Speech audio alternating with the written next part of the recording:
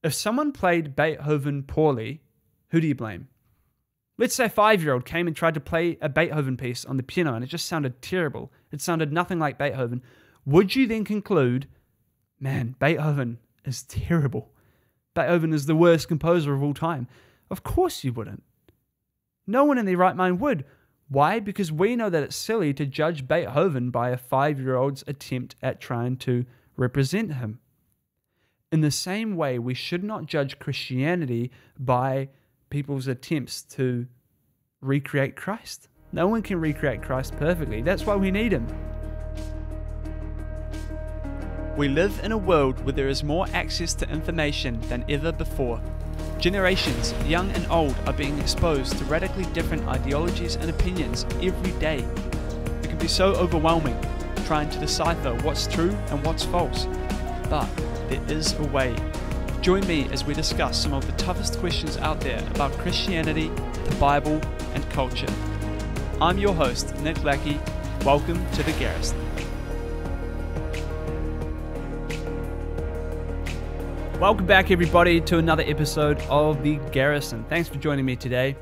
If you listened to last week's episode, which was called The Culture, you'll notice that I mentioned that the next two episodes were going to be kind of answers to the problem that we diagnosed. And so today, we're going to be looking at a talk that I did at that camp I mentioned last time, a talk called The Goodness. Now, we did skip the reasons, which was initially the second talk, which went into the reasons why I believe Christianity is true and why it is plain and clear to people that God does exist. We looked at the passage in Romans where God says that we are without excuse, that God has made it plain to us, his eternal power and Godhead and divine nature. So, with these being plain to us and being clear, why then do people reject the obvious truth, right? Because not everyone just accepts that God is real. Why then do we reject it?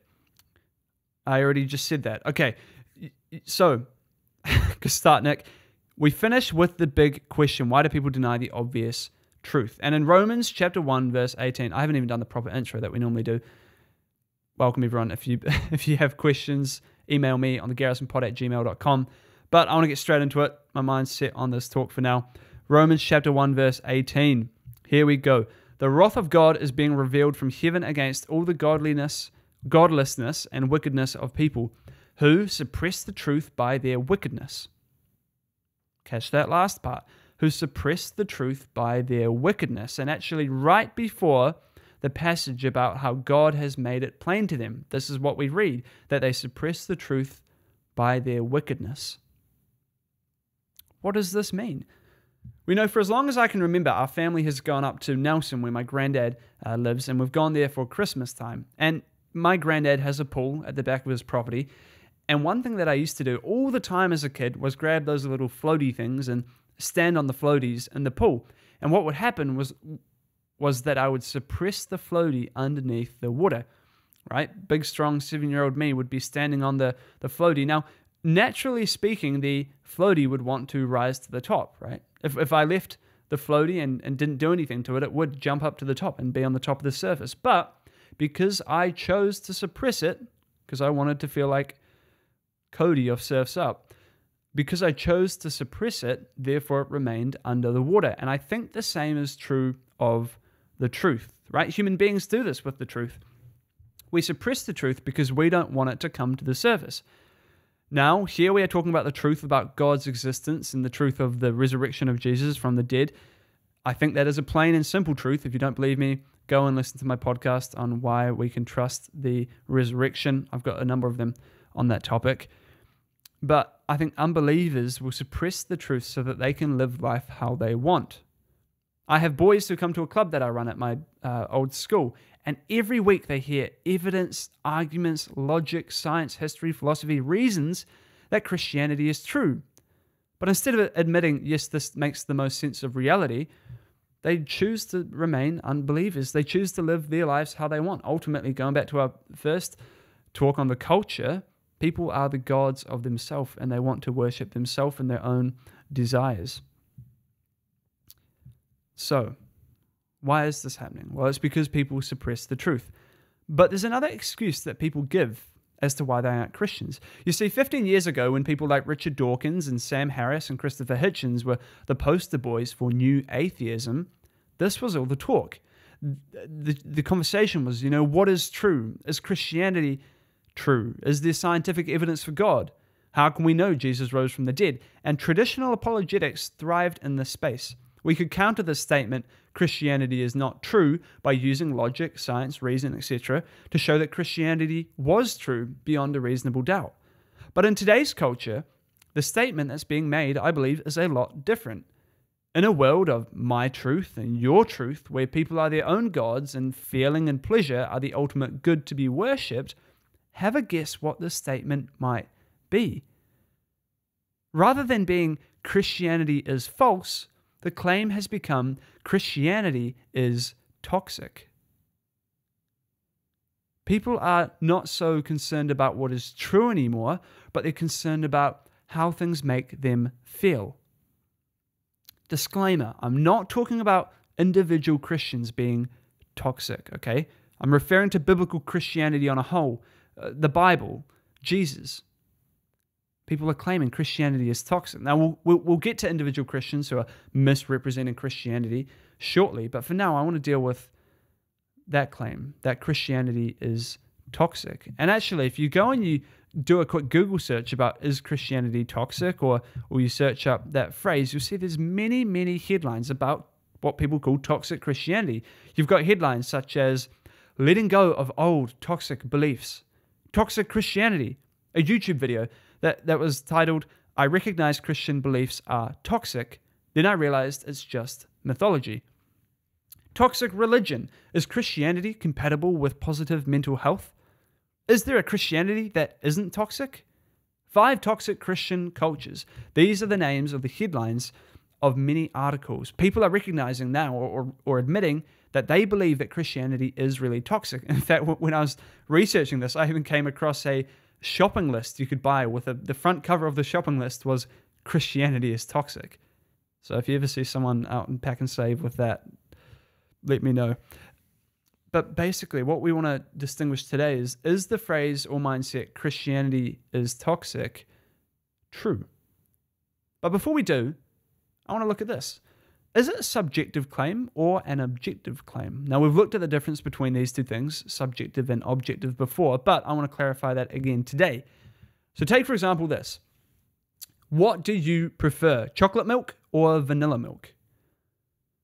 I'm a vanilla milk person, but maybe you're a chocolate milk person. Now, if I said chocolate milk is the worst flavor of flavored milk, would I be right?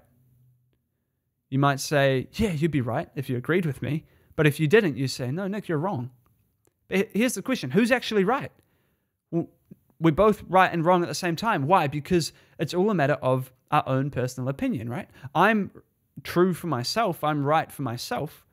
It's true that I think that, I don't actually think that this, I quite like chocolate milk. But for the sake of the example, it's true that I believe chocolate milk is the worst for me. It's a subjective claim.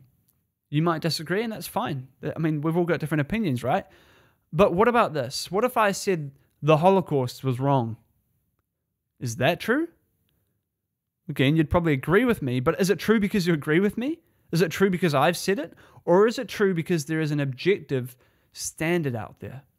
There's something which measures right and wrong for us. Just like how 2 plus 2 must equal 4, even if you disagree, I disagree, it doesn't matter, because 2 plus 2 is 4, whether we like it or not. The same is true of morality, right? Either torturing innocent babies for fun is always wrong, according to the standards set by God, or there is no standard. And who are you to argue against that? It's just your opinion versus my opinion at the end of the day. That is why, as a Christian, I do believe in objective morality, and I think only with a standard outside of our own preferences, opinions, societies, cultures, only with this objective standard can we have real morality. Otherwise, it's all just a matter of personal opinion. So, going back to our question, is the phrase or mindset Christianity is toxic subjective or objective? Well, if it were objective, if people were truly saying Christianity is toxic and harmful and causes evil in the world, it would be self-refuting. To claim that the very thing which sets morality is breaking its own morality is like punching yourself in the face. It's like saying there is no absolute truth, to which you would reply, is that absolutely true? It's a self-contradicting statement. Here's some more evidence to back up that the claims Christianity is toxic is a subjective claim. A dictionary definition will tell you that toxic, used in this context, means very harmful or unpleasant in a pervasive or insidious way. Cambridge define it as very unpleasant or unacceptable, causing you a lot of harm and unhappiness over a long period of time. Another Google result is, a toxic person is anyone whose behavior adds negativity and upset to your life. Now, when I was presenting at this camp that I've been mentioning, there were a number of elderly people there, and they came up to me and they said, Nick, I thought toxic meant like poisonous chemicals, and don't get me wrong, it still does, but now toxic, used in this way, is a cultural way of saying that something it causes unhappiness, it causes you a lot of harm. And basically, to sum up this phrase that Christianity is toxic, when people say that, they mean Christianity causes upset, negativity, and unhappiness to people's lives today. So what can we conclude? Well, toxic is a subjective word. According to the definitions, it's when it causes you a lot of harm and unhappiness. Well, anything can cause me unhappiness if I want it to. It's a subjective word. People define it how they want and then apply it however they want as well. So people feel unhappy or upset from Christianity. In many cases, this is because of the Bible's stance on things like abortion, homosexuality, the roles of men and women, and things like hell and judgment. Notice something about these issues as well. They are all issues directly affecting the hyper-individualized, self-centered pleasure-worshipping culture that we call the West. People feel attacked when the Bible disagrees with them on their lifestyle, on their self-serving sin. So then, is Christianity toxic? Well, subjectively, sure it is. If it makes people upset and unhappy because it disagrees with their personal desires, they can call it what they like. However, let's take a look at this question. Is Christianity objectively toxic? Is Christianity objectively harmful? Has it caused mass harm in the world, or has it caused mass good? Now, I did promise before we would get to talking about individual Christians, because I can see many people would bring this up. They would say, well, what about the evil done during Christian colonialism? Or what about wars and conflicts caused by Christians, like the Crusades? Or what about institutional corruption, like when young kids are molested by priests? What about supposed Christian slave owners? Or what about the supposed Christian spousal abusers? Perhaps people will bring up a personal example of a Christian they know who has done something wrong. In fact, not long ago I was on a plane and I was talking to a lady. I was asking her if she had any church background, and she said, oh yeah, I was brought up in the Irish Catholic Church, but I don't have anything to do with them anymore. I think churches there's a lot of problems and corruption. And this was an example where she pointed to the church or Christianity and she said, it has caused harm. How on earth do we respond to that? It's true.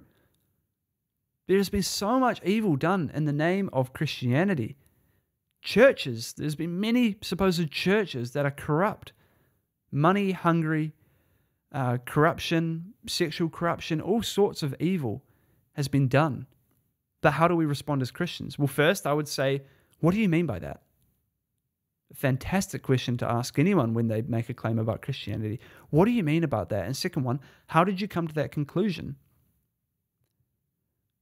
This really helps unpack where they're coming from. Perhaps it was a personal example, and you want to be compassionate with that person, right? You want to hear their story, hear what happened, and then in many cases, you might want to apologize for them, or you want to apologize on behalf of the church that supposedly hurt them, right? You want to have compassion upon that person because what happened to them was horrible, objectively horrible. I don't mean, one of the Bible stances on a certain sin offended them. No, I mean a case in which they were truly sinned against. That is not good, and we should have compassion upon that person, and we should be apologetic, no pun intended. We should apologize to that person. Now, once we've done that, here's what we can do. Here's a great analogy to offer from someone called Dr. John Dixon, who's I think he's a professor in Australia. But he says this: if someone played Beethoven poorly, who do you blame? Let's say a 5-year-old came and tried to play a Beethoven piece on the piano and it just sounded terrible. It sounded nothing like Beethoven. Would you then conclude, man, Beethoven is terrible. Beethoven is the worst composer of all time? Of course you wouldn't. No one in their right mind would. Why? Because we know that it's silly to judge Beethoven by a 5-year-old's attempt at trying to represent him. In the same way, we should not judge Christianity by people's attempts to recreate Christ. No one can recreate Christ perfectly. That's why we need him. The best way to judge Christianity is to look at Christ and his actions and his words and ultimately what he has caused us to do in this world. Christ did not cause us to go and start wars. Christ did not tell us to go and molest little children. In fact, God will judge people who do that stuff, particularly the ones who do it in his name. And here's another thing. If we're to judge worldviews by the actions of some people within that worldview, then how does atheism do? Look at Stalin and Pol Pot and Lenin. They were professing atheists. Do we then judge all atheists as being that evil and morally corrupt? Well, of course not. Instead, we need to look at the worldview itself and then make a judgment about it. But I want to finish this episode by highlighting 3 major turning points or events in history caused by Christianity to go to show that Christianity is not objectively harmful, but rather it's quite the opposite. It's caused so much good in our society. So number 1, the first major thing that it did was the institution of a public hospital. In fact, the oldest hospital in the world is called St. Bartholomew's Hospital. It was started in 1123. Now, according to John H. Leonard, who used to be a professor in mechanical engineering and history at the University of Houston, he said this: hospitals were a very altruistic Christian invention. The word itself is all mixed up with the words hotel and hospitality. By the 4th century AD, newly Christianized Romans began running homes for the sick and needy. By the 8th century, the functions of Christian hospitals or hospices were highly specialized. Some served the sick, some the needy, lepers, the insane, and orphans. Although hospitals were developed later on, that was the end of the quote there. Although hospitals were developed later on by other faiths and for different reasons, the foundation for the public housing and care of the sick and needy came from Christianity, and it can be easily traced back to the words of Jesus in Matthew chapter 25, where he says, "When the Son of Man comes in his glory and all the holy angels with him, then he will sit on the throne of his glory. All the nations will be gathered before him, and he will separate them from another, as a shepherd divides his sheep from the goats. And he will set the sheep on his right hand, but the goats on the left. Then the king will say to those on his right hand, 'Come, you blessed of my Father, and inherit the kingdom prepared for you from the foundation of the world. For I was hungry, and you gave me food. I was thirsty, and you gave me drink. I was a stranger, and you took me in. I was naked, and you clothed me. I was sick, and you visited me. I was in prison, and you came to me.'" Jesus is saying there we must treat one another with the same love we would give to him. Not in a worshipping way, but we must care for one another. If they are sick, we should care for them. If they are hungry, give them food. Thirsty, give them a drink. That's the way we should be caring for one another, and that's what inspired the early Christians to start public hospitals. If someone ever calls Christianity toxic, ask them if they've ever been to a hospital before.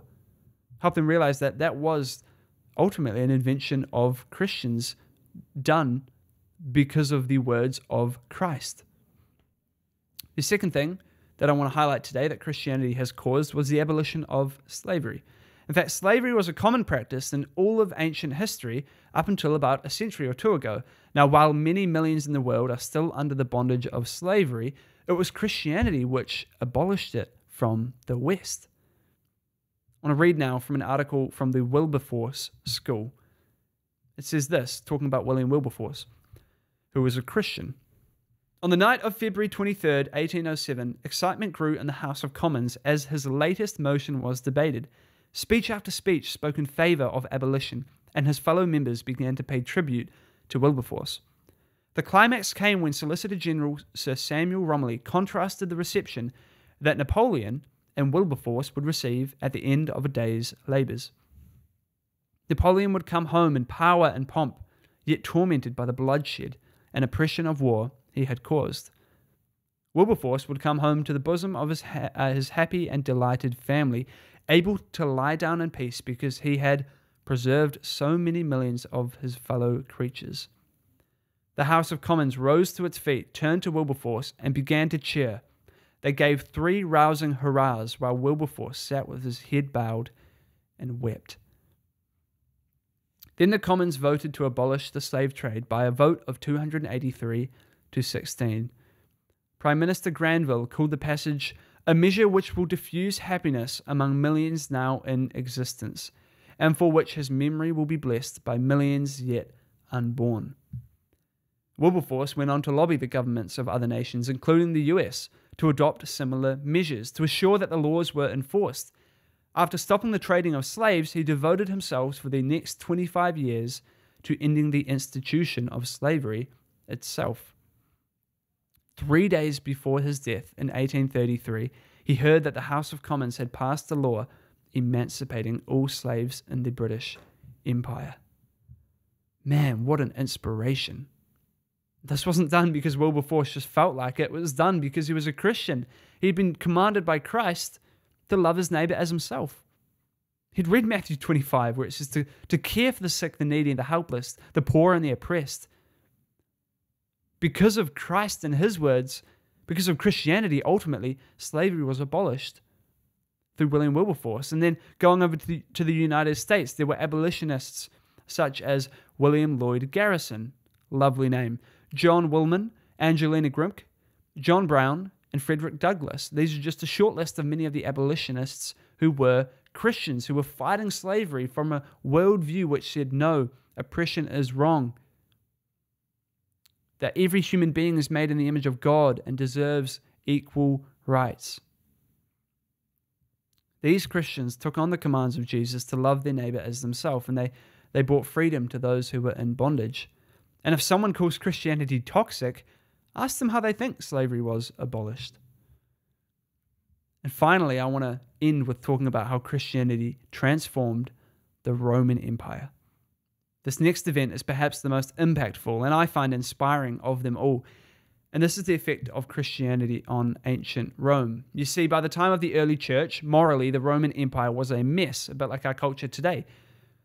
There'd been a breakdown of marriage, and fathers had the right to kill their wives or children if they felt like it, under this concept called patria potestas.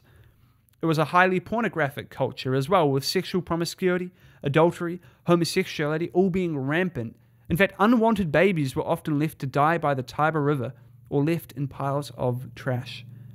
It was a completely depraved culture, as we read about in Romans chapter 1. However, Christianity flipped this on its head. As mentioned, in a culture where husbands were given the right to kill their wives and children for any reason, Christians were called to love their wives as Christ had loved the church and laid down their life for her. In a culture where unwanted babies were left to die, Christians rescued them and raised them as their own. In a culture where sex was casual and pleasure was the highest good, Christianity called one man to be with one woman for one lifetime. In fact, Michael Craven, who's an author, he writes, "These early Christ followers did not organize special interest groups or political parties. They never directly opposed Caesar. They didn't picket or protest or attempt to overthrow the ruling powers. They didn't publicly denounce or condemn the pagan world. Instead, they challenged the ruling powers by simply being a faithful alternative presence, obedient to God. Their most distinguishing characteristic was not their ideology or their politics, but their love for others. They lived as those who were, once again, living under the rule and reign of God, a sign and foretaste of what it will be fully when Christ comes." That's the end of the quote. The early Christians, acting in obedience to Christ, they began to care for the poor, the sick, and the marginalized. In fact, so alien were their charitable acts and self-sacrificial lives that the The Romans referred to them even as the third race. Julian the Apostate, who was the last pagan emperor of Rome, clearly understood the power of these Christians when he wrote the following in his epistle to the pagan high priests. Here's what he says. These impious Galileans, meaning Christians, not only feed their own, but ours also, welcoming them with their agape, which is a form of love. They attract them as children are attracted with cakes. Whilst the pagan priests neglect the poor, the hated Galileans devote themselves to works of charity, and by a display of false compassion have established and given effect to their pernicious errors. Such practice is common among them and causes contempt for our gods. Emperor Julian clearly saw the writing on the wall. The Roman Empire would not succumb to political upheaval or force, but to love, the love of Christ. Julian's dying words in AD 363 were Vicisti Galilae. I think I've butchered how you say that properly, but it was a Latin phrase, and it meant you Galileans, or you Christians, have conquered. And the Christians didn't conquer through political strategy or social uproar. They conquered through the love of Christ. And a lot of what I read was taken from an article written by Michael Craven. So thanks, Mikey. What does this all mean? How do we conclude this episode? Well, there are two types of Tom Holland in this world. One is the legendary actor of Spider-Man in the Marvel Cinematic Universe who played the lead role of Spider-Man in a movie which will go down as the single greatest cinematic experience I've ever had and probably ever will have. But the other Tom Holland is also British, and he's a well-known historian, and he offers incredible insight into the impact of Christianity on this world. Here's what he says. Christianity is the most enduring and influential legacy of the ancient world, and its emergence the single most transformative development in Western history. It's worth noting that this Tom Holland is not a Christian, yet he recognizes the impact that Christianity has had. He's also quoted as saying this, people in the West, even those who may imagine that they have emancipated themselves from Christian belief, in fact, are shot through with the Christian assumptions about almost everything. All of us in the West are goldfish, and the water that we swim in is Christianity, by which I don't necessarily mean a confessional form of the faith, but rather considered as an entire civilization. Wow, that's coming from a non-Christian historian who recognizes the impact Christianity has had. The claim that Christianity is toxic means nothing without God. But assuming something can objectively be toxic, Christianity is anything but that. For millennia, it has been light and life to the world, causing social reform and justice on a scale like no other. It has brought down evil civilizations, built good civilizations, abolished slavery, created societies of equality and virtue, and has spread the good news of salvation to the lost in this world. What part of that is toxic? And yes, there has been a whole lot of evil done in the name of Christianity. Many have professed to be Christians and have caused evil and have truly been toxic. But the moment Christianity becomes objectively toxic is the moment it is no longer Christianity. It is the moment where people aren't actually representing Christ any longer. So then, how will you live?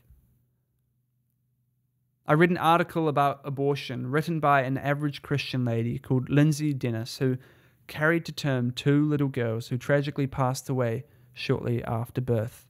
You see, at the time, her doctor told her that about the fatal defects, but unlike most women in that situation, she didn't abort them. She loved them. And she wrote this on her article. The doctor proceeded to say, I'm concerned about your fertility future in continuing this pregnancy. Now, in the midst of my own grief that we would be carrying to term another baby that would not live, I had not the words at the time, but thought in my heart. But this is what Jesus did. He laid down his life for me so that I can live. He knew it would cost him and determined it was worth the cost, that my chance at life was worth laying down his life. I simply responded, we know that it may affect the future, and we will still carry our daughter to term. At the heart of her question was a worldview that says, look out for what you want. It's about you. It's about your future. Yet at the heart of our worldview was, it's about honoring God. It's about obeying Him. It's about being a picture of the gospel to the watching world. It's about valuing life at the cost of my own. And she later goes on to say this: I die for others, not the other way around. Oh man, is that countercultural? I die for others, not the other way around. Imagine if we all had this attitude. If every Christian thought this way, wouldn't we be able to cause so much good in our society? Jesus said in Matthew chapter 5, verse 16, in the same way, let your light shine before others so that they may see your good deeds and glorify your Father in heaven. That's the instruction of Christians, to be rich in good works, to love one another as Christ has loved us with a self-sacrificial love, which says, as Lindsay Dennis said, I die for others, not the other way around. And we can look to the example Christ gave us on the cross. He didn't deserve a single scratch, yet He was willingly crucified so that you and I could be forgiven. But as Christians, there's something more that we can be doing, something greater than a charitable deed, something which is more worthwhile. What is that thing? Well, we have to wait for the next episode of The Garrison, the final talk, which wraps up the 4-part series. Obviously on the podcast, we're only getting 3 parts, but you'll find out next week what that thing is. I'll leave you in suspense. But for now, thank you everybody so much for listening or watching. I really appreciate it. If you enjoyed this episode, please make sure to share it around, put it on social media, leave a comment or a like, subscribe, all that good stuff. And yeah, if you have any questions, feel free to reach out to me on social media or email me on thegarrisonpod@gmail.com. Otherwise, I'll see you on the next episode of The Garrison.